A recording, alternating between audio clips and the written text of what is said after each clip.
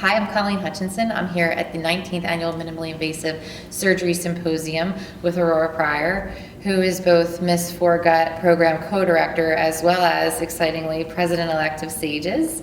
Will be our President of SAGES starting in April, so another month and a half. So this is an exciting time. Yeah, it's great. Let's just start maybe with you talking about your goals for SAGES. So I'm really excited to be coming into this presidency year. I think there's a lot going on with SAGES as a society. Yeah. What I'm most excited about is really getting the innovation back in the organization. We do it in many different aspects, but innovation in terms of technology, education, ways we do things. Some of the things I'm most excited about is this video-based assessment that we're doing to try to really help figure out what the practicing surgeon can get out of that, if we can help with people's readiness for practice, and maybe even take that to the next level to help us with people actively in practice with new techniques or assessment of their surgical skill. Okay. And there's a new endeavor to have more females as presenters, right? It's not just presenters. So Dan Jones a couple years ago started this We Are SAGES committee, which is now actually an official committee, to really help us with our diversity. And last year with the program and moving forward, we're trying to get really good representation of female speakers as well as minority speakers to really try to help show that people can be in any different background and still be a leader in SAGES. That's great. So as Ms. Foregut, Program Co-Director, how would you characterize the evolution of this program, and then what were your goals for the program as Director that helped shape what it is today?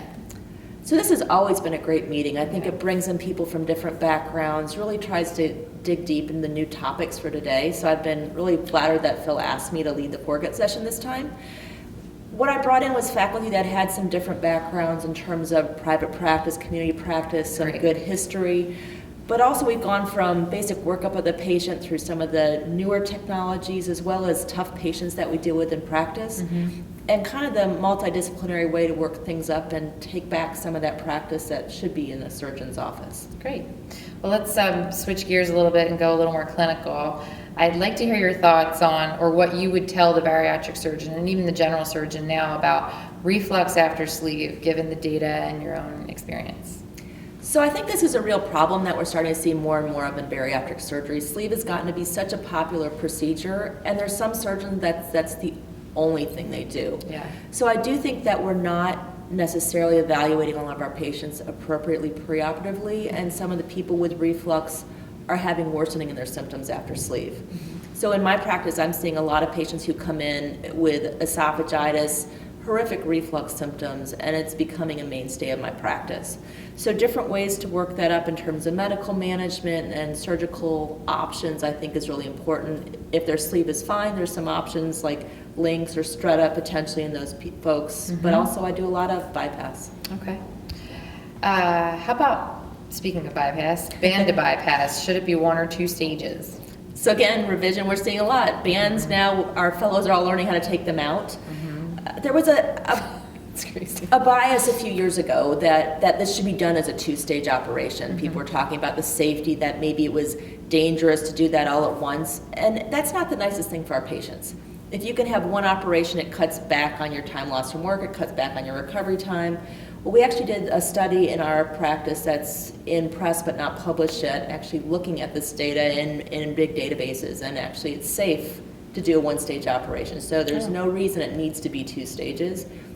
So that's what I'm going to talk about. Okay. You touched on revisional bariatric surgery. How would you characterize the current state of revisional bariatric surgery? Where are we and what's still needed? Well, there's a lot of things people are doing. I don't think it's super well defined what the procedures are. There's not a clear algorithm for how the patient should be handled, and even some of our nomenclature still is not perfect. Right. I think we're working on trying to define that a little bit better. I think we're getting closer, but that's really what we need, is really an algorithmic approach so that people are consistent and we can study those things to make sure that that's the right operation for our patients. And do you think that's something the society can do now? Come up with an algorithm? I think we could. I think it takes a consensus conference, getting together, agreement, publishing that, and it's going to be iterative because we're not going to be perfect on the first try. What would you say about it being time? Is it time for new criteria for metabolic surgery beyond BMI? Yes. So I think we see BMI, and that's been the cutoff from the early consensus conferences that were put together by the NIH. And I think that's not enough. I mean, we see diabetes, I see hypertension, sleep apnea, reflux disease. Actually, that's one of the big things I struggle with in my practice. You have somebody with a BMI of 32, reflux and esophageal dysmotility, they should have a gastric bypass, and that's hard to get approved. I think if we can actually use the medical sense instead of just hard numbers, it'll be a much better care for our patients. Switching gears a little bit, I had the pleasure of being a part of your faculty for your second annual Women's Leadership Conference. What would you say, and I know you're planning your third one now, what would you say though from last year were the main takeaways for really all surgeons currently practicing, and then also incoming residents and fellows? So a lot of what we try to do in this leadership conference is really give people the skill set that they can help progress in their academic career or in their private practice career. So what are your goals and objectives in your practice?